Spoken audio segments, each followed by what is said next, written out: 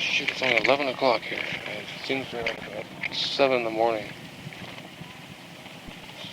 The horror of dealing with this kind of thing is really more than a human being to be expected to possess. It's a situation wherein there's several hundred people here. I can't tell how many. In the darkness, you don't know. And perhaps 30 or 40 know who I am.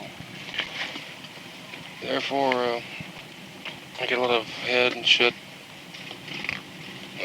shrugs, bullshit, bad answers, that sort of thing from most people I run into because I obviously look different. I'm wearing this Montana sheepherder's jacket.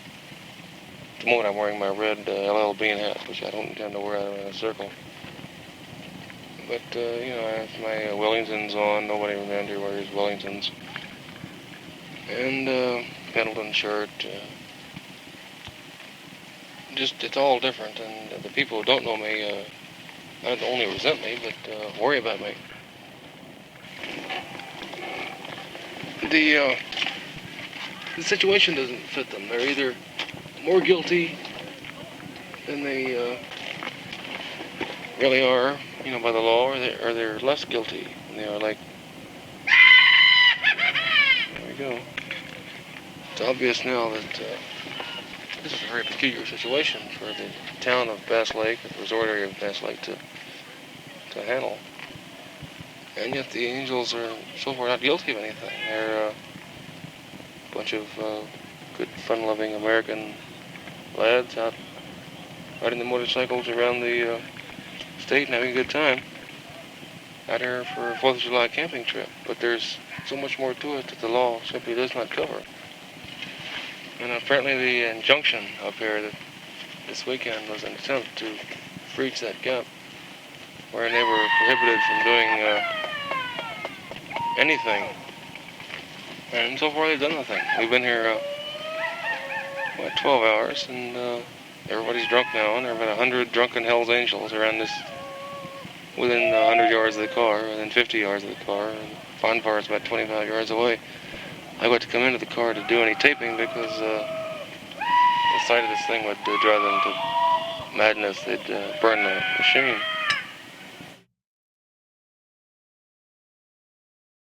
We're up at Bass Lake, and I wish I had a camera. God damn, I'd have gone ahead for a camera, although that probably would have queered my whole image as a fitting into it. So far, I managed to be a part of the scene without really being a real integral part of it, but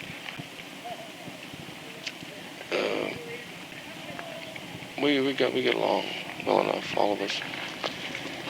And only now and then do I get some argument or bad head from somebody I don't know, I've never seen, somebody from some other club. But in a situation like this, you absolutely have to have the leaders and the big lads on your side. You might as well leave. And luckily, I have that situation right now, and I just as soon keep it. Sonny is an amazing kind of leader type. He's what the child psychologists point to at 5 or 10 or 20, I suppose, as a natural leader, and he is so much that. They call him Papa, Daddy. Jokingly, but there's more to it than just a joke. He's totally in charge of this whole thing. He's 27 years old. He is kind of a long, straggly beard, very long hair. Can't remember whether he wears a ear ring or not. I'm sure he must. But a good kind of wise face and very bright eyes, and not as articulate as he might be, but very sharp, very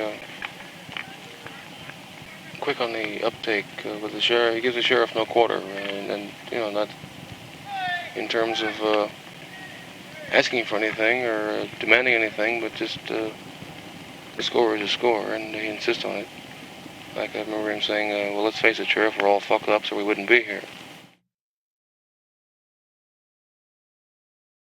All the empty cans and beer cartons are up on top of the car. This has been sort of the beer cooler for the camp. When I arrived here, I was about the third or fourth car. Now I'm one of maybe 20 cars, and I couldn't get out tonight if I wanted to.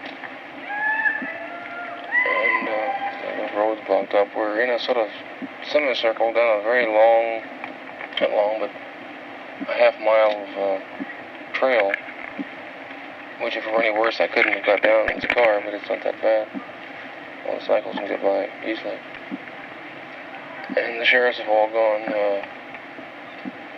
It appears that everyone's drunk. And there's been a bit of hooting, shouting, great instant gang huddles. Something to do with the lodge I have to ask someone about. And copious use of weed, the pot, the grass. They call it weed. And unlike the hipsters of Hollywood and New York, where it's either the pot or the grass, to these people it's the weed. And incredible use of benzodrine film.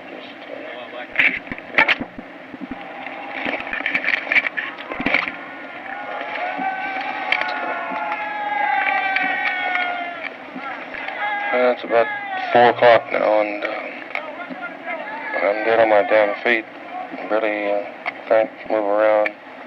Kind of zombie-like approach to life. There appear to be a hardcore all-nighters. No notes after 2 days with this Hells Angels thing. Now, according to the lights of the car behind me, 20 minutes of 4 on a July, California morning, heading home. I won't make it tonight. I'm going to have to stop somewhere and sleep. I want to get out of Madera County. That's my main concern right now. If I'm caught beside the road sleeping in Madera County, I don't know what manner of sentence I'd get, but I'm sure it'd be an ugly one. We've had a very peculiar weekend. Very, very strange. Almost surrealistic kind of action. I seem to be on the way out of Madera County, almost coming into Merced. I have a feeling I'm out of the county. Some loon is going to be behind me with his brace on. The reason I want to get out is because I've been giving the police such head and back talk for 2 days. Now, that after Grant's arrest, at which point I gave them more violent head and noise and protest and all, that if I do get caught here in this county for anything, they would clamp the seals down on me, and that would be it. I'm going to stop here in Merced for a minute and call Sandy and tell her I'll be in about 12 or 1 tomorrow, and then go find a side road and flip the seats back and go to sleep. I'm worn out from this goddamn weekend. Well, it's August 5th, Thursday night. We're on the freeway now, heading over to the Bay Bridge over to Oakland to pick up Terry the Tramp. He was one of the guys arrested in the Monterey rape situation, and I want to get him to possible detail that whole day or 2 days for me, so I can reconstruct it for the first chapter of the book. And he was supposed to go over last night, and he got screwed up somehow with his job and his cycle going bad. Today he got arrested. He was supposed to be over about 6 o'clock, and I just finally managed to get hold of him about 9. And I just said, shit, I'll go over and pick you up, you know. It's easier than waiting for people. I'd rather be moving around. Was Clovis a run, or was it just just a bunch of guys in the bar? That's what I thought. That was after Bass Lake Halloween. Yeah. Everybody was sort of sitting around the bar and... Here comes the girl. Just we were was it a girl, or was it a pretty old girl? She's an older broad. Yeah, just like the one that come in Sunday night, 40 years old. Yeah, she started dancing, took all her clothes off. And so I just picked her over my shoulder and threw her in the panel truck, and everybody had fun. You know, she owns a bar uptown. Same thing happened out in Clovis, only they took her out to this old vacant house out back. Same thing. You get those freaky broads every once in a while. I didn't see nobody at Bass Lake. I I was in my own little world. I was too. I was completely smashed on that I LSD the know, whole time I was sorry. there. When that beer can blew up in that fire, I came unglued. Yeah, I strictly paranoid. Somebody put a beer can on the fire and just everybody sitting there, just tripping, just wasted, you know? Must have been 50 people sitting on that fire. And all once the beer can exploded. It just went boom, and I mean, sparks went. Hot coals went over Hot coals went I all was over right next to everybody. the fire. And I'm just coming down off LSD, and I'm, you know, and I just freaked. I was Is that thing still going? Yeah. Anything you worry about, see, we can just go back over and... Yeah, well, you know, I trust you, huh? Oh, yeah. Well, you have to. I mean, I'm not going to... I got to, you know. Yeah. I was on the beach. Oh. No, I mean, if I can't be trusted after this long... Yeah, then, well, I trust you, that's what I said. Yeah, I'm the dirtiest, or I'm the hottest, the slickest heat that ever came around. Oh, you ever tried peyote, you know? No, but I've heard all these stories. It seems to me like I just couldn't tolerate, couldn't do the eating business, the Indian way. Well, I took the tea. Oh, that's probably pretty good. Yeah, but it's right tasty. You know? But apparently I it's put a... 80 buttons. Made a tea out of it. And I laid on the couch for 3 days. And just watched the lights go. I thought peyote just kind of set everybody in kind of like that. Sort of. Yeah, you're out of it. I experienced one time, I just raised right off the couch. You know, I wasn't touching the couch. And I said, my God, I'm going to die. Because you get flashes of it. You're up and you're down. You know, it flashes you. And you get sick. It gives you sick feelings sometimes. You know? Well, hell, when the Indians do it, you're supposed to, they expect you to vomit. Yeah. You keep eating it and vomiting, eating A it. lot of people chew it and you vomit. I mean, I had the sensation of vomiting, you know. I wanted to. I never did, you know. Well, it's like, this guy was saying, you've been on it for, off and on it, but, mostly on it for a year or something. They were really young, too. Well, this guy was beyond. I mean, he was like in another world, and he's 17 or 18. Well, I wouldn't want to take it all the time. I really wouldn't. Yeah, People right. wouldn't mess with your mind. So. Here's a guy that walks up to somebody he's never seen on the beach and offers to sell him a cube of LSD. Never seen. Well, see, that's something like that. They've gone too far out. And Yeah, LSD is groovy. You know, but I take it every day. My mind couldn't make it. You know, it really couldn't. But he said that, you learn to control yourself. Yeah, well, that's what I've heard from everybody. You learn to control it because the first time one time I took it, I couldn't control myself. Because I walked into this grocery store and Tiny was with me. You know? Was this LSD? Tiny was straight, on LSD. And I grabbed Tiny and I said, Tiny, I can't help myself. Help me. I said, I want to come down. I said, please, God, I'm high. Please let me come down now. And I just started giggling. There's no way to get off of it, is there? No, there's no way to come down. And I just started giggling. I just started laughing, and I couldn't help it. I laid on the ground in this grocery store, and they had to drag me out of there. And they were trying to tell the people, hey, this guy just had too much to drink, I mean, he's loaded on wine. He's never done this before, And I couldn't help myself. I knew I was doing it, but there's nothing you can do to stop it. Because you're insane. I mean, you're insane. Yeah. It's just like, you see like in television, people are going insane and they go, and the sounds you hear are unbelievable. Well, anyway, when you get a cube of that, Bryce, I'll buy the cube. Just come over and we'll split it. Yeah, split the cube. You don't get violent with this stuff, do you? No. I don't know what the hell I might do. I want somebody around that's pretty It's peaceful. almost impossible to get violent. You want to get as far away from violence as you possibly can. You don't get violent on it. Just like rats. See, I'm a little worried that I might pick up the 44 Mag and then just go ahead and try to, You don't get violent. All it does is it gives you a feeling of superiority. It gives you a God feeling. Why don't you bring over a cube where everybody, you got, it's safe. I want to have a cube. Yeah. And we'll just sit around here and just eat it tonight. And as long as you don't get violent, 'cause I don't know what I'll do.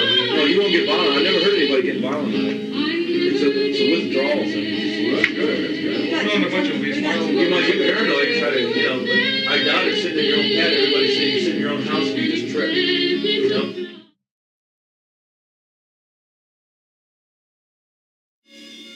I might worry until the book comes out, and then I figured there'd be a real vengeance thing going. Like, Lynch knows that only the people that, have a certain... If I was you, I'd move to New York, too. I'm going to go to some place like Brazil for a while, or Chile.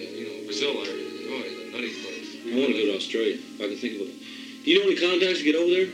A friend of mine is down in the New Hebrides now, and he was going to go to Australia, but he said every Aussie he meets is such a dull bastard that I have a feeling the country just on a pall of... well, it's British. Yeah, I just couldn't tolerate that. I mean, if you want a nutty country, you ought to go to Brazil. That's just too much. Party time. Oh, man, it's... I'd like to get anywhere out of the States. Oh, Really. Brazil is not only the most beautiful country I've ever seen, but the people are fantastic. It's just a nutty. Well, You get tired of them after a while, but Rio de Janeiro. we live there, but I've been around the thing. It's just, it's Christ, it's bigger than this country. Oh yeah, I know that. And it's the only place in the world left that I know of that really has a Wild West. Yeah. Now, out in the Mato Grosso. Out there, you wear a gun on your hip. The Gauchos and the whole thing, they Yeah. fight with knives out there. Yeah. They got something going. But that Green Mansions is a book about it. Yeah, that's I read that book. that's a great book. That's a classic. It is. That was done though. That book's been written a long time ago, 20 years ago. But the odd thing is, a lot of parts of the Amazon jungle is the largest unexplored territory left in the world. I know it. Even That New Guinea. Oh, but New Guinea's not anywhere near as big as that. Christ, the Amazon itself is like. How would you like to be brought up like that kid was brought up, like that man in that book? Jesus, that would He was be- brought up, he was fighting with a knife when he was 4.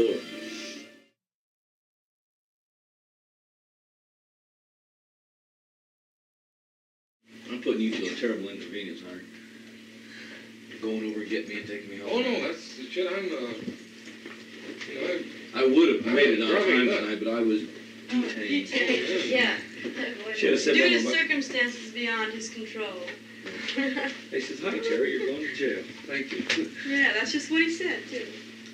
Where were you when they got you? San Leandro. Just pulled me over and said, "Hi, Terry, you're going to jail." Groovy. Call my bondsman. What is it? Do you have a bondsman that pays your fines, or? Yeah, well, he takes us out. We pay the premium, But, they're on call all the time. I didn't get out with the regular bondsman. I got out with the bondsman I owe $110 from that Frisco thing. We still come Man, your bondsman must be making a living off you people. Well, they do make a living. Bella Strassi had $65,000 worth of bonds out in that Frisco. That's the guy that bailed everybody out of the clubhouse down here. Yeah. 65 grand he had out. Hanging on this one. He got us out of jail. Yeah, but that's a racket. Those guys don't risk that. They're insured. Oh, they're So insured. if you jump, they don't lose anything. They don't lose any money. They got to chase you down and try and catch you. But I jumped a bail in Puerto Rico. We got in a big fight with the cops. 3 of us. We all, flipped out and we left the publisher of a newspaper holding these big bonds. Yuck. And I kept checking with him to see if he got nailed. And it didn't cost him a cent. Yeah. He'd vouch for the whole works too. Everything. He wasn't a premium job. He, bonds against the newspaper. Put his name on it. Yeah. That's it. Yeah. Now we keep these bondsmen in business. They try to get our business. Yeah. Because I go to jail once a week. I went to jail last week for obscenity to a police officer. Oh, really? Yes, I just said. When I erased there, Terry was saying what he said. I just said was he was in the parking lot with a few more angels, and one of the cops going to arrest him. And he said, "Say you guys better leave. This gentleman's a prick." Talking at the cop, and he was busted for it cost him $22 to get off. He made the bond, $22 for obscenity, and forfeited the bond. But that was the quote that he got busted for. You guys better leave. This gentleman is a prick. Talking about an Oakland cop.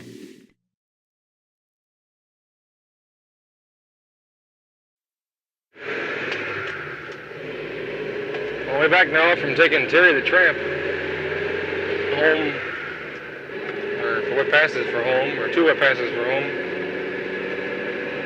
after a few hours over at the apartment tonight. And I was dumbfounded when he was giving me directions to where he was going. I thought we were going back to the old Adobe for a while there, but really, we passed it. We passed the Oakland turnoff pretty quick.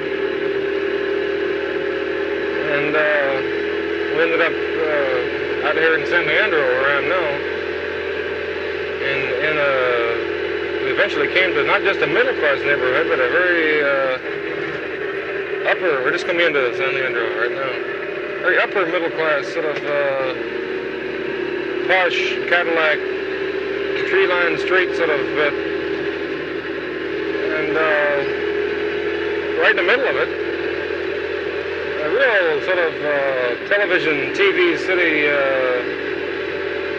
why don't you buy my soap suds type thing. And here, right in the middle of this thing, is a house, got 5 cars parked in front of it, 1 big brown Cadillac, and about 6 chopped outlaw bikes. And here, by God, are the Hells Angels, all back in a wood-paneled sort of den with a fireplace at the end, and the girls lying around the floor in sleeping bags, and the whole works was almost unbelievable. It was like some kind of suburban cop-out for the great outlaws.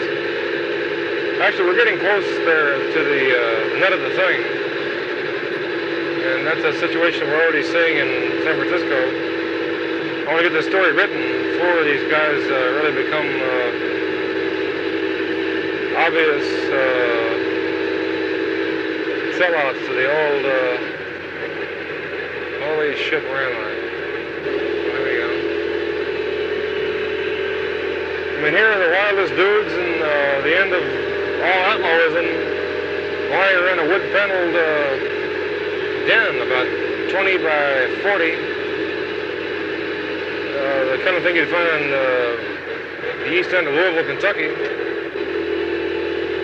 With their girls and sleeping bags. It looks like a scene out of a camping trip to Denver. Incredible sort of thing.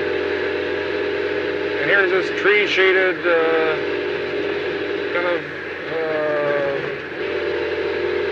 everybody's idea of a good suburban house type thing sitting out there. And all these wild-looking motorcycles parked in front of it. So what you have to see in this, even though as a romantically inclined writer you don't want to see, is the basic aspiration toward middle-class decadence that this whole thing is. This is not a different business. It's really the last kind of episodes of where the fuck are we? We're in some kind of weird tunnel. I'll never get home. I have no money. Whatever take of gas. Can't even pay the goddamn bridge tolls. I don't know where the hell I am. I'm out somewhere in San Leandro. Let's cut this off and see what the hell we have, if anything.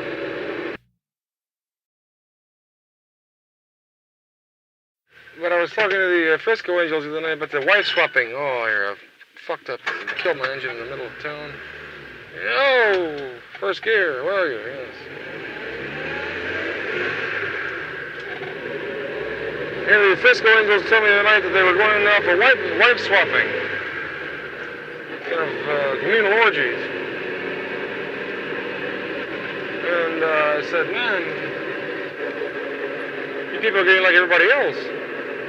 You know, I thought the idea was to be different. And they got kind of huffy about it. They said they were doing it differently. And they explained somehow, and I didn't really see that there's that different. I didn't really want to pursue the thing and argue about it, but to me it sounded like the same, like they'd been reading the newspapers and found out how people were swapping wives at a confidential or something like that, you know, and they wanted to do it. Apparently they have the business, this is the Frisco bunch, about going to some kind of a party situation, and everybody getting naked. It's not a key in a hat type thing. Everybody goes off by themselves in couples. It's a big fuck all in the middle of the room, which is very good, but like I say, it's like everybody else.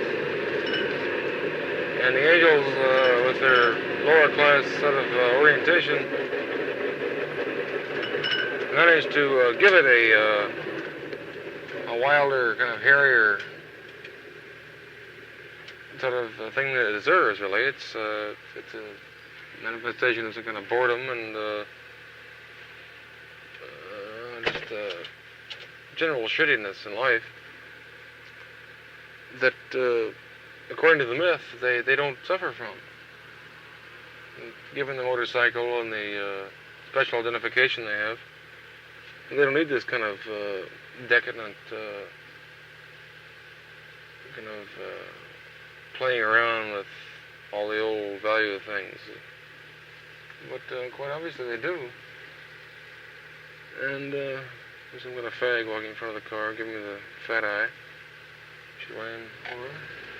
Well, we're gonna miss him.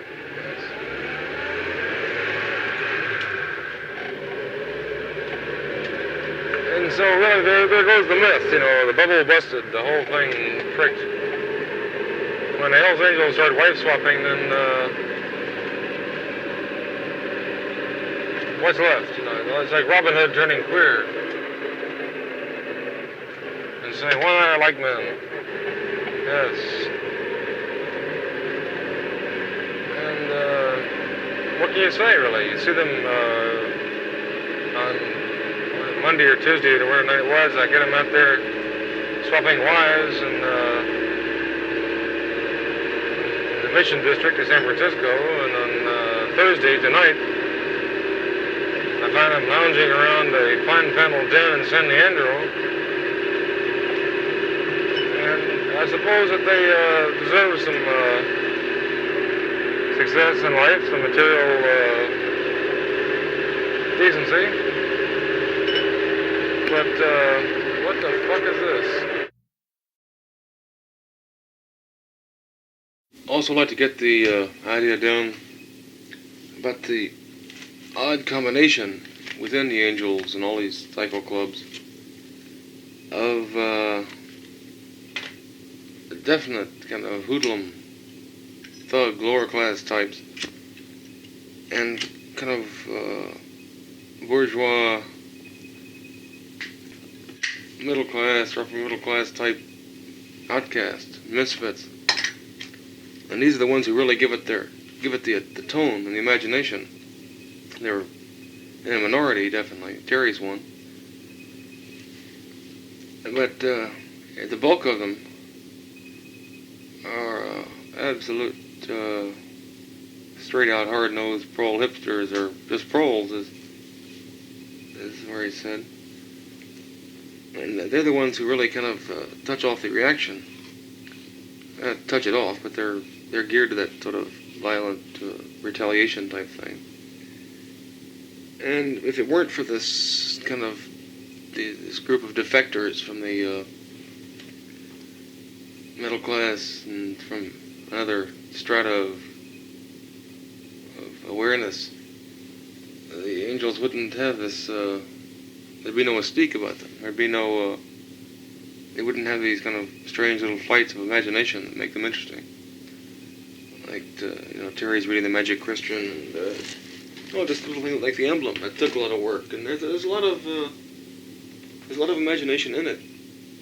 But it comes from a very few people who were attracted to it from some other general area of society. The base of it is unquestionably the base of any other kind of hoodlum gang. It's lacking in imagination and just common sense and ambition and possibility, and they're limited in every way by environment, heredity. And if it weren't for this influx, small and kind of gradual, of outsiders from defectors, then there wouldn't be anything called the Hells Angels. They'd just be called thugs, and they'd be content to be called thugs. They wouldn't care. But it's this other element that gives it the color and imagination and the kind of madness that makes it interesting. And these guys recognize it among themselves. Like when I went out to the house last night in San Leandro, the gathering there was definitely an in-group.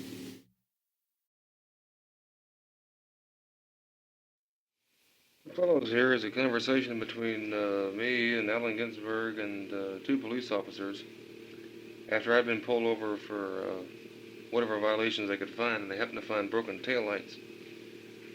And you'll hear Ginsberg's voice and the kind of bass control thing, and mine jabbering, and the cop being a kind of high-pitched, very polite business. We'll see what it sounds like. With this one here. Yeah. Evidently, you've had an accident. Evidently, Mr. C had an accident. I've had the car about a week. You've had the car about a week. Yeah. Matter of fact, he hadn't even cashed a check for it. I won't argue with you about it. I mean, you have me on a valid thing, so... This gentleman with you, does he have identification? I'm not sure. Yeah. May I see it, please?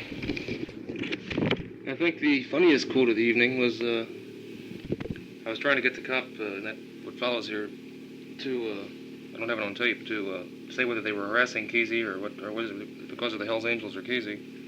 He wouldn't answer. He knew I had the tape recorder, I told him. And finally, the silence was kind of embarrassing. We were all chuckling. And he finally asked, just break the silence, he asked Ginsberg how long it had taken him to grow his beard, very seriously, as if he had to say something intelligent. Ginsberg replied very solemnly, about 2 years. Mr. Ginsberg is one of about three, well, pardon me. No, man. I just, I thought I might say something I didn't. What follows here is all this noise. I'm going to have to run over it. A lot of noise of scraping of the mic against my clothes. I told the police I wasn't taping, and then went ahead and taped, but I had to put the mic in my pocket and I had to shift it around very awkwardly inside my hand, my sleeve, and since I don't know the machine that well, it created a lot of difficulty to get the rest of this conversation on tape. Hasn't been going out of the party? Yes, there was 2 or 3 other cars at this time. Earlier, I worked up in the other part of town. In this area, since you've been here, did you stop anybody from the party? Not that I know of. The 2 that I have stopped so far were from the party. I presume. I didn't ask them if they were or not. Would I be liable for any violations if I went up there and asked a question? Oh, no, that isn't. No, I just saw when the lights came on there. That's oh, yeah, those are cars. Yeah, that's a big sign in front of it, isn't it? And would it make me liable in any way if my lights being on, if I went up there and ask you a few Not questions? at 4 if you'd like to walk up there. I wouldn't advise driving right now because I'm writing out the citation. Oh, no, I mean, after you finish. I would like, you say if I want to drive back to San Francisco tonight, well, would I be liable actually, again? by law, the vehicle is supposed to be driven after the citation, either to the home or to a repair shop. By law. Well, but in I'm other going words, to drive home tonight. this isn't usual. Well, you're going to have to drive home. Yeah. There's no question about that. But, I mean, would I be liable again for other citations? I would say so, but I doubt if you'd get another citation. Well, just in your own mind. I mean, do you intend to... You see, if you tell me yes, I'll stay there, you know. Well, no. As far as I'm concerned, no. But as far as you know, this gentleman up the road here is being held on some back warrant. As far as I know, yes. Yeah. Who was it that went in? I'm not sure. Unfortunately, I gave him $1 for beer. So that's another $1 it's going to cost me. Yeah. I just spent $6 for beer. I'd like to do. Rather expensive. Yeah? Well, I can write it off, thank God. Traveling expenses? Oh, just expenses, period. It's been a very interesting night, all things considered. Papers. I don't know what we're talking about. Yeah. The papers this morning carry the notation that Kesey, with the exception of 4 people, is more or less off of these narcotics charges. And then on the same night, 12 hours later, you get this kind of business.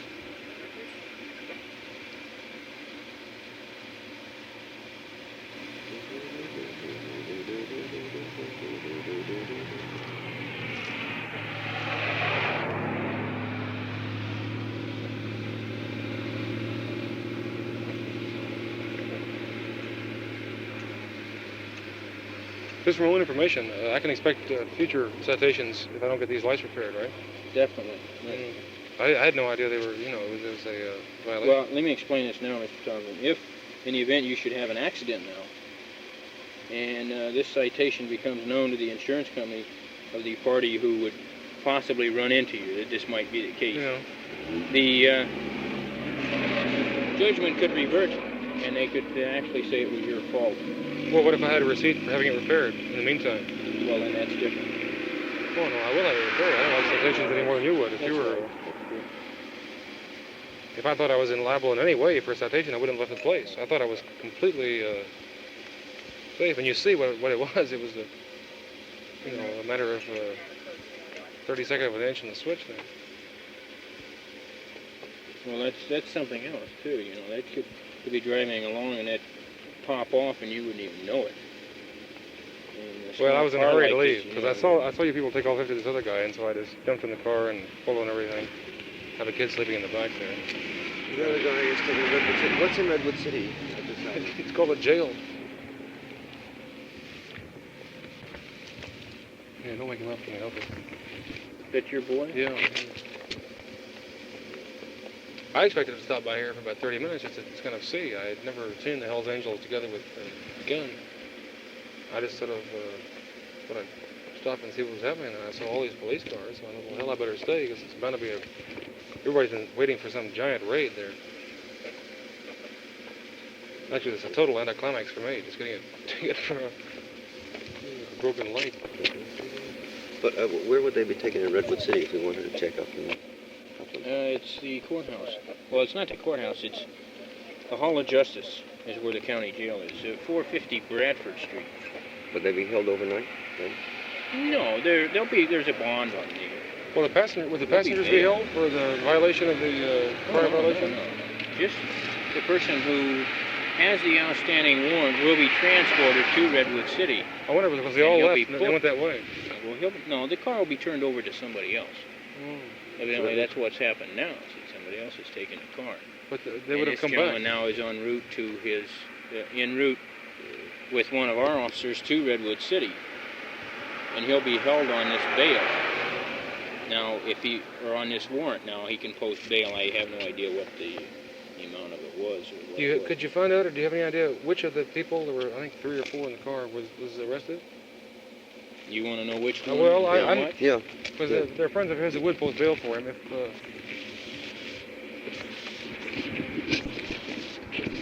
That's the least we can do. 2113, 2279.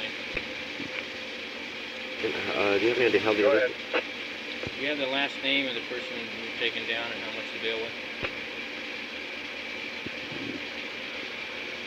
Just a rough idea on the bill here. Kramer, and it'll be $68. Kramer. See, I didn't know any of them, so I don't know. Firing. Is it the driver?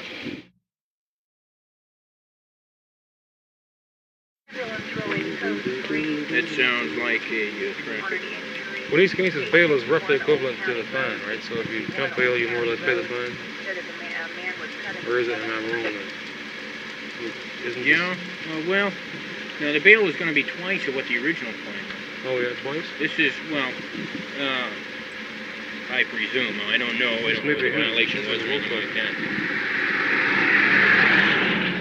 No, it's a different one. It was a gray job, wasn't it?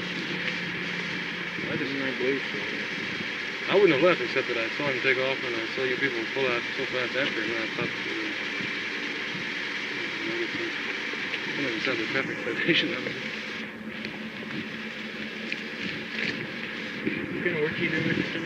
Right now I'm writing an article on the Hells Angels for Playboy magazine. I'm building down as a correspondent for Playboy. That's who's going to pay the traffic ticket.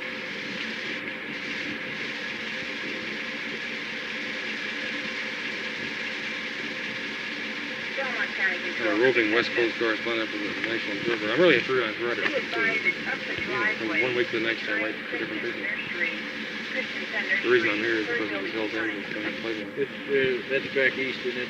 Chicago. Do you mind if I ask you a question? No, no. How did you find the group? There's a guy named Bernie Jarvis. He's a police reporter for the Chronicle. Okay. He's a former Hells Angel. And yeah, and he's a perfect guy to talk to because he knows the story both from the Angel viewpoint and from the police viewpoint. So. Well, what was your reaction to the group? Did you find him as rowdy as some of the? Not nearly as rowdy as the press reports indicate. The reason they're rowdy, frankly, and this is my opinion, is because they get harassed to the point where they retaliate. And they're not cool enough to. Like if you pulled me over and I'd been a Hells Angel and just a kind of a guaranteed out-and-out thug, I'd have jumped out and begun to howl and hoot, and maybe even hit you with a chain or, sting on you. I've seen this happen. I've been with them now for about 3 months. And the more pressure is put on them, the more they retaliate. And the more people they attract.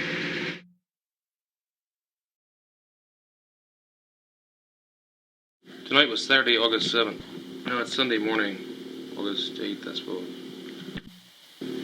Oh shit, it's a long, dirty story, and I'm tired, and it's 5:30 in the morning, and I'm just driven back from Kesey's in that awful, evil, heavy Pacific fog. But what it amounted to was that the police parked outside his place all night long, in teams of anywhere from 2 to 4 cars, and harassed, I don't mean harassed philosophically. They actually pulled people over and gave them like me, I ended up with a $25 ticket on this dead, taillight thing. Not dead, my lights worked, but the red was broken, the yellow was showing. So that's an offense. But here Kesey had, in his classic cool manner, he put a sign on his gate saying the Merry Pranksters, that's his group. The Merry Pranksters welcome the Hell's Angels. In great big letters, red, white, blue, the whole works. Thus informing the whole community that he had the Hell's Angels for guests this weekend. And given the Hell's Angels recent publicity, that's about the worst and most terrifying thing he could possibly have said. And on top of his arrest for the narcotic thing, here you had a bunch of rapists, dope addicts, head smashers, moral loonies, the whole works. No combination could have been worse for this. And I suspect really in Kesey's case that's what appealed to him, what made him do it. He has a real masochistic bent on all this thing. As far as I know, the party turned out pretty well. When Angel characterized it as being a damn good thing, they all dug Kesey immensely. And Pete Nell, one of them, was saying, tonight it's been ha-ha, not thump-thump. And that seemed to sum up their situation as of about 5 o'clock last night when I left, to quote I want to use in the book. About 8 miles down the road is a town called San Gregorio. Go down there to get some cheese and food, as I said. And the locals, and these being honest-to-God local foreign types and not the tourist resort people that are up in Honda, were enraged at the thing about the Hell's Angels on the gate. They were saying, the Hell's Angels, and of course, yes, the police, we gotta get them, yes. The main topic of conversation at the bar was the fact that the Hell's Angels had come to Kesey, who was bad enough in his own right, and then to have these monsters. I really kind of expected these people to go back to the rear's general store and distribute axe handles among the populace and head up the road in a great truck to smash heads. But the highlight of the evening, in terms of any kind of illumination for what I want to do with this book, was the really high-powered gang fuck of this, supposedly, what somebody told me was one of Neil Cassidy's 2 wives. She was with Cassidy. And she went through one great long session at this little house about 30 yards removed from Kesey's main house. And there were about 100 people around. The main situation. So, Kesey's situation, which, Kesey's speakers and statues and drums and wires and madness and sounds and lights and all that. I guess 5 acres there. But it was 30 yards away from the main house is a kind of a studio they used to use for an editing room for film. And here was this young lady out there fucking everyone. And it didn't make much of an impression on me because I'd read so much about it and heard so much about it. But, I didn't think much about it until either second or third time around. When I went out, I saw him somebody came and grabbed Neil Cassidy and said, "Hey man, let's go, come on." And Cassidy here's the hero of 3 novels. An obliterate figure, just blasted shitty out of his head with every kind of pot and pills and wine and beer and everything else. Behaving like a 16-year-old drunk. And his wife up being fucked by everyone in the world. And they dragged him out there. For some perverse reason that I probably should explore. And so I figured, well, this is bad. I felt responsible for having Kesey bring these people down there. And so I thought I'd go along and, try to catch up and see that there was no brutal action there. Too much, really unbelievable sort of scene to really see. It's enough, very easy to hear about it or to write about it with your imagination, but to see a woman down there on the floor like that, going for it in every way, and just out of her head and kind of talking to Neil. Apparently she was married at one point. There were two or three awful scenes there where she kept reaching up to kissing Cassidy, who was wandering around naked in the room while she was being fucked by everyone there. And it was just beyond belief, the pathetic kind of situation where she'd want to kiss her husband while she was being fucked by everybody in the world. People sitting on her face and the whole works. When I get that image of her lying here on the floor with her dress kind of a shift pulled up to around her rib cage, and kind of pubic hair kind of shining in the dim light, and people bending over her and pulling on her, and one of them sticking his dick in her mouth, and the other one screwing her, and just a mad scene. And he stayed naked for about an hour, wandering around the party, stark naked, being kind of thrown down on her and to make him participate in it, which was really much worse. This is a night later. I'm going to tape over some of that business at the end of this tape because I want to get these things on there. What I should wrap this, let me get the general image later on in the party. I could stand out, have anybody having once been in that room and watching it, as I was, about 6 feet away, could then from outside see through the door with the lights were on. There was a kind of a filmy curtain over the door, but you could see shadows moving around inside from as far away as the house. You could stand in front of the house, and if you knew what was happening, you could interpret the movements of all these shadowy figures behind this curtain. Silhouettes is what they were. And it was, in that way, kind of surrealistically horrifying.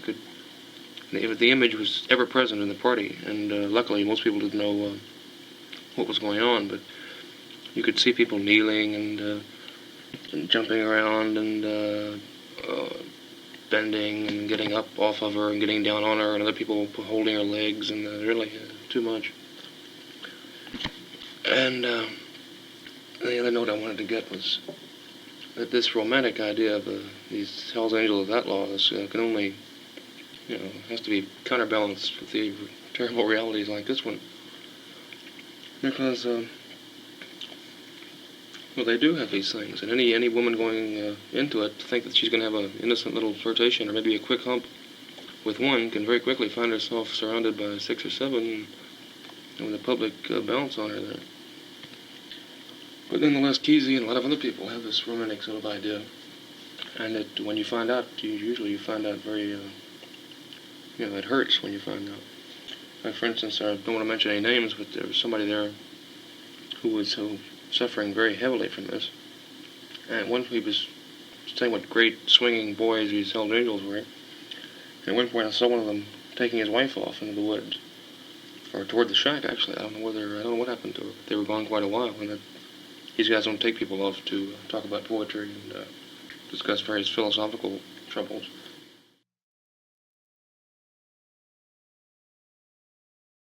Well, they run her down. This girl was, this poor little 19-year-old broad. Yeah. She'd been around the club for about a year, And there was a bunch of people in that bar that night. Remember what bar it was? Yeah, the Wanderer Bar. Wanderer? Yeah. Where in Sacramento was it? Almost downtown. Yeah. And she'd been around there. She'd been trying to make it with somebody all night, And, she'd been laying on the shuffleboard machine making out with this one guy all night, just copping feels and the whole thing, just getting downright all nasty. And what had happened, I went outside and I had a fight with my wife, and I was outside. We got in a fight and I punched her.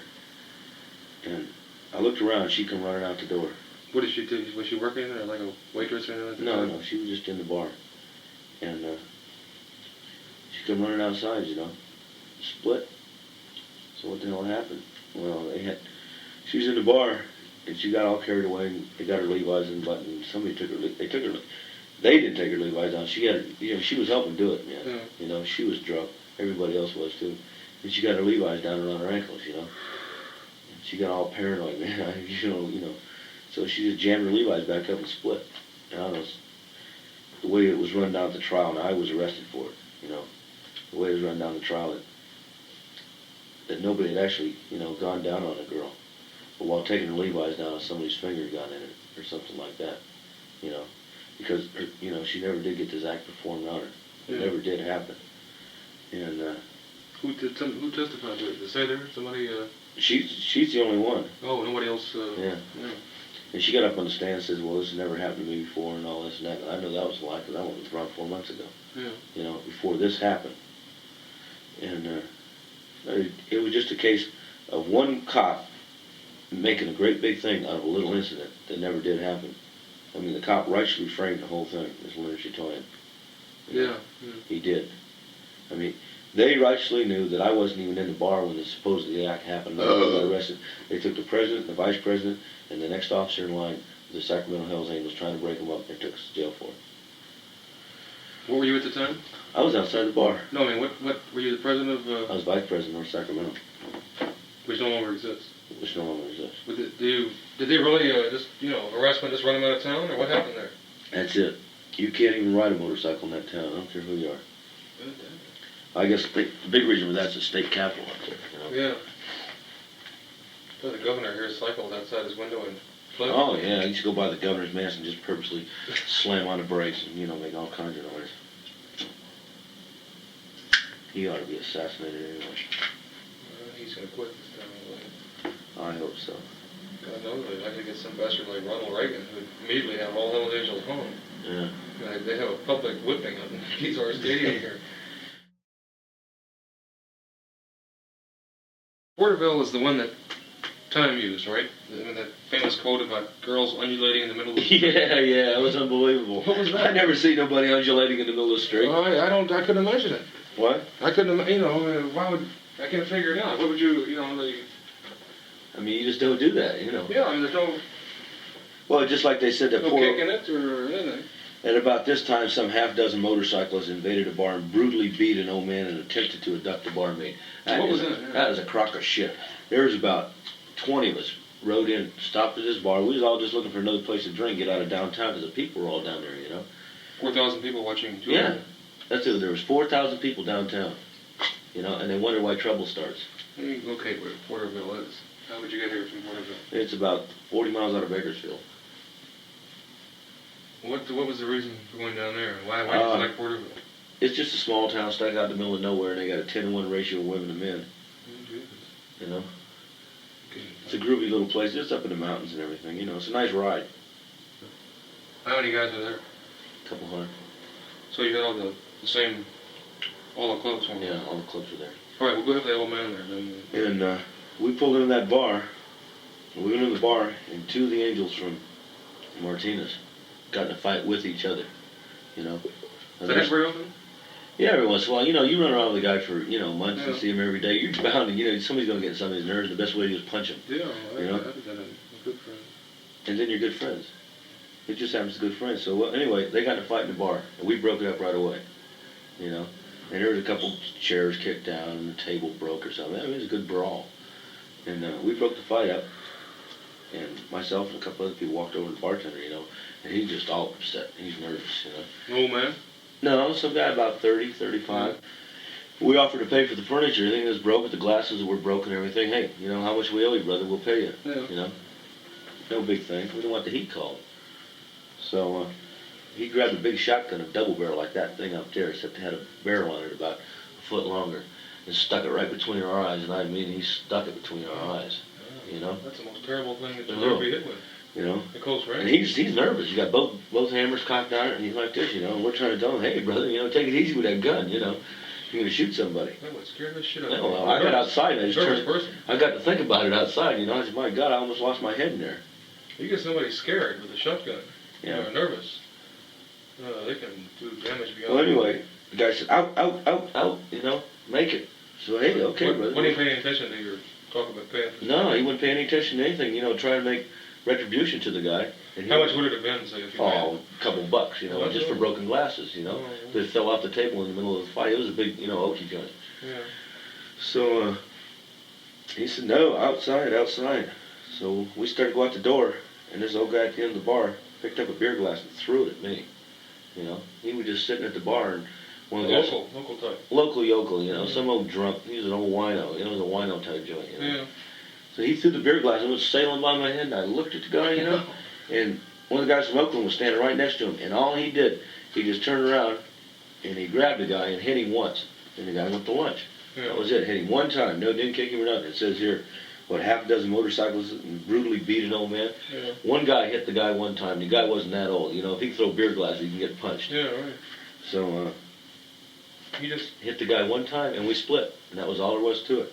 But that's the way it's rolled out. What was that hospital business? Going into the hospital and searching for the victim. You know, that's in there. No. That didn't. What had happened, when we left that place, everybody jammed, you know, just really got on it. And we coming back into town's about, I guess it's about 10 blocks. We hit the main drag of town, and one of the guys went down, you know. So, Just more or less. I hate to keep asking this, and I keep forgetting the guy's name went down at Bass Lake. He was out there the other night. Fripp. Yeah, I can't, for some reason it didn't stick in my head. But something like that. You know, Yeah. Just kind of drunk. And the guy was drunk, and he just come around the corner and slid, you know. Yeah. So he's laying out there in the street, you know, all bleeding and everything, and the cops come right behind him and got out of his car, stuck his foot in the guy's chest. Just put his foot right in the guy's chest and broke out his book and started writing a ticket. Righteously. You know? So about 20 minutes later, they finally got around to calling the ambulance. They called the ambulance, took the guy to jail, and that's some of the guy's members. He was from another club down south, an Angel club down south, and Upper doing another club. They went to the hospital to see if he was all right, and that's the only time the Angels went to the hospital. They didn't go looking for the old man or anything like that. That's kind of ridiculous. Yeah, it didn't make any sense. And it also didn't make any sense that if they were out there looking for him, they didn't find him. Yeah. You know, because it's pretty easy to find people in the hospital. It sure is. No, they just went to the hospital to see if this guy Bert was all right.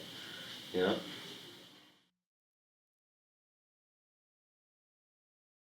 Who was she? Have you ever seen her? She owned some bar in Oakland's all I know. She was in there, took off her clothes right in the middle of the bar while she was doing the hoochie coo, you know. What did the bartenders say? What did the people own? They didn't see it. Well, they didn't. And she dropped her pants down, boy. Snatched her up and hit her over the shoulder and went out to the panel truck. How many guys I took think her on? two over was there? all. Oh, there's two. Nobody bothered her. She was so ugly, who'd want her? Well, she was bad. She wasn't really ugly, but she was just drunk. I mean, who wants a drunk woman, you know? Well, is that a pretty common thing where, you know, women just showing up out of nowhere? It happens every week. Yeah? Every week over there. We usually get some real nice ones, too. Why do you think that is? I mean, what... I don't know. They're just sexually attracted, I guess. You know, get molested by the beast or something like that. I don't know what their problem is. You know. Most of them seem to have some kind of little swirly or... Yeah, not really. I mean, most of them like to party. I mean, you get a lot of party girls and you get a lot of nuts, too, you know. Can you think of any other, say, specific situations where girls have showed up? Like, we don't know who this girl was in Oakland. I mean, at this party that night, 21-year-old. I really don't. I had one come in there one night and jumped out of a taxi cab right in front of the Adobe. No, she was nice, too. Really nice. Jumped out of the taxi cab. She says, I suck, I fuck, I drink, and I smoke a lot of dope. And so let's get it on, fellas. Oh, wow. Yeah, that's unbelievable. Yeah. Oh, Christ. That is exactly what she said. Well, let's take it from there and let's try to get some details. That's something I'd like to use. Playboy might even run it. I don't know. Yeah. What happened then? You know. They just took her and put her in a car over there, and just everybody had a ball. But have you seen her since? No. How many guys went with her, you know? I don't know, about 10. And she hasn't come back. That's something that's curious. Really? It seems like that once they kind of got, once they made the contact, it seems like they keep coming back. Once everybody's cold towards a girl like that, who wants them? You know? Really. I mean, it's just a sexual act, and that's it, forget it. Yeah, I imagine she wakes up the next day and thinks, yeah, well, oh, you know, shit. well, them rotten bastards. Yeah. You know, and well, these are the people that file these charges for rape a lot, isn't it? Yeah. Like Same thing, that one rape in Oakland here is supposed to have been 2 years ago. That's exactly what that was. Oh, you mean the woman that claimed that she was raping some of her children and that? No, this is another one. This housewife, it was in the papers, and mother of 3. And, yeah. John, they had Mighty Mouse and the Gimp, and little Bobby for it. Labor Day. You remember what day it was? Day of the week? Well, we left on a Saturday morning. The night before, there was a big hassle. And at a bar in Hayward, I got jumped by about 9 guys in that whip with a chain. Wow. So. What kind of guys? Another club? Another club. Who were they? Diablos. From LA? No, from Oakland. Okay. I had hit one of their members earlier, got in a fight with him, and they didn't appreciate it. So after the other two guys I was with in my club left, they jumped me outside the bar. Rendered me a little messed up. So we spent half the night looking for them. You know, so we left, I don't know, about 10 o'clock in the morning or so. That's about 40 of us or so. Well, just out of curiosity, the satellite there, say when something like that happens between two clubs. There's no more other club. Well, yeah, I never heard them mentioned. Where are they now? They're not. Did you go back and get some of them at one point? Yeah. As we could, we punched them. But it doesn't... It doesn't happen very often. People don't mess with us. Yeah. But they had one little agitator there that thought he was something. And he started the whole thing. He has since left the state. Is there anybody who disputes, say, the Hells Angels claim to be the number one... Nobody. No club claims that, you know, they're tougher or you know, classier or anything like that? We're the only club. I didn't think so. We're going to have to get some wisdom, some comments down. It's now September, shit. Christ, Jesus. September 20th. And it's 20 minutes of 5. And tomorrow, due to my condition, given the totally infected ear, and also due to my signing up 4 or 5 months ago at the dental clinic at the UC Med Center up the hill, I've got to spend the whole day tomorrow. Going to one clinic in the morning, the ear clinic, and the dental clinic in the afternoon. And what a man could do if he had anything else to do, which I guess the assumption is that he doesn't. If he's fucked up enough to have to deal with clinics, he has nothing better to do. I can't really see how I would ever get anything done at all. Anyway, it's 4:45, and I've just written Playboy saying that sooner or later I'll get the article to him. I wouldn't be surprised if he told me to screw off. Actually, I wouldn't give a damn. Got Sterling Lord as an agent today, which helps. At least I'll feel a little confidence in my representation. About 2 months and a week before the book's due, which is really scary. I don't see how I can conceivably do it unless I just get on just one wild, blasting, red-hot, perfect streak that really needs no rewriting at all. The only thing I'll have time for is one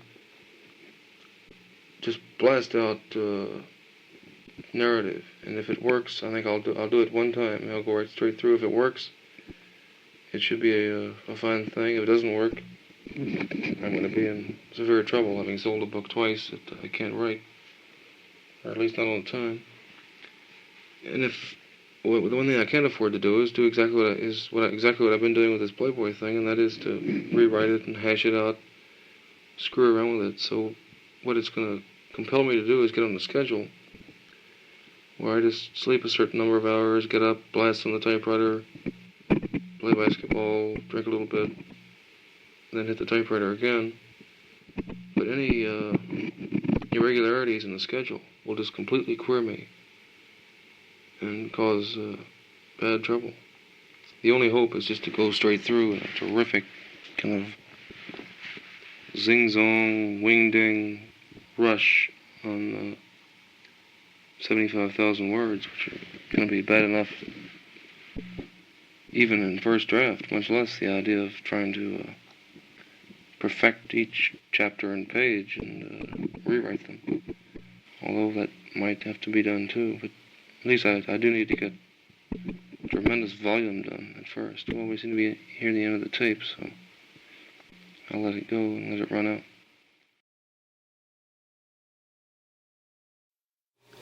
It's snowing outside, getting light. Horse trailer sitting outside the door. An old potato barn caved in, about 75 yards behind the horse trailer. And back behind that about, 500 yards is that little red draw where that freak from Denver shot the black bear about 2 weeks ago. And it seems like a long, long way from that Hells Angels thing. A long way from Oakland and the bridge and bikes and the big BSA and the whole, that whole world, like something else. Like a book you read somewhere and liked for a while or had to live with and then forgot. And sitting here now in Woody Creek, Colorado. It's where I was living before I went to California and ended up writing that stinking book.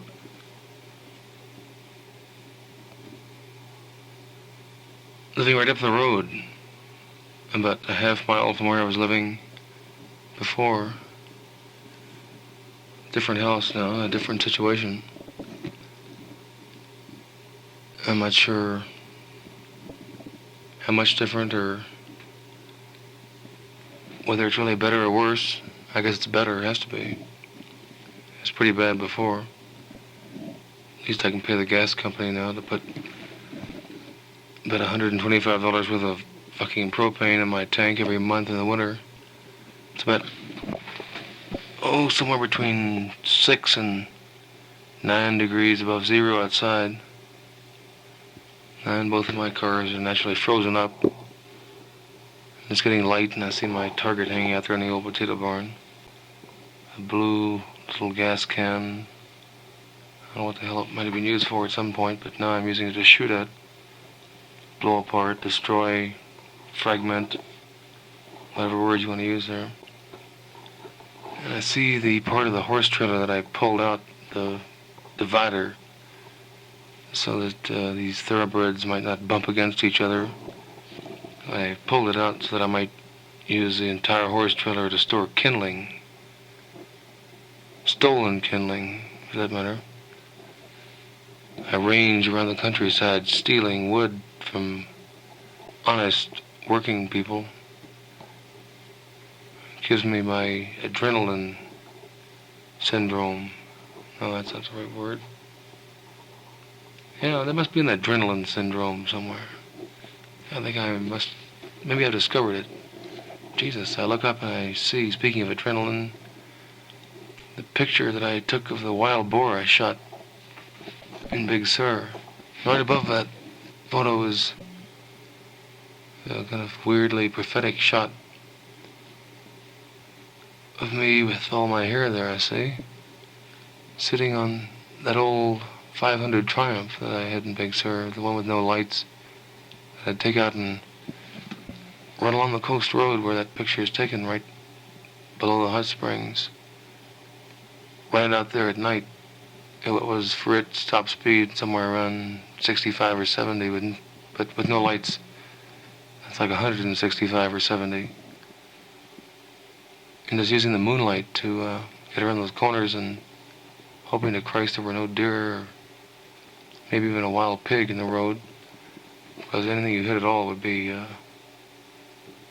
like they say on the TV telecast, I think that's the word. Powder Valley, yeah, over the side, out. Or like the Greenbrier boys say, you cashed your checks. And there were a lot of times there in that year that I might have cashed my checks. A lot of times that I probably should have. But we still have a few left. And beside that, the picture of a cockfight. And up there on the shelf above the cradle of erotica is my .44 Magnum, which I will use to defend myself against the Turks when they come. Because as the TV people tell us, we're nearly at war with the Turks. And there below the Turk killer, I see the USA by a fellow named Dos Passos, who was weird and still is. And then next to that, the complete essays of Mark Twain. And there was a man who had it down. And then we go to the right, And we see Roget's thesaurus. Thesaurus. A manual of faggotry. And my mother grabbing God next to that, there appears to be a book called Hell's Angels by some pompous freak who wants himself known as Hunter S. Thompson. Why would anybody put that S in a name that's that long and that disorganized and hard to deal with in the first place? That's a question for the ages.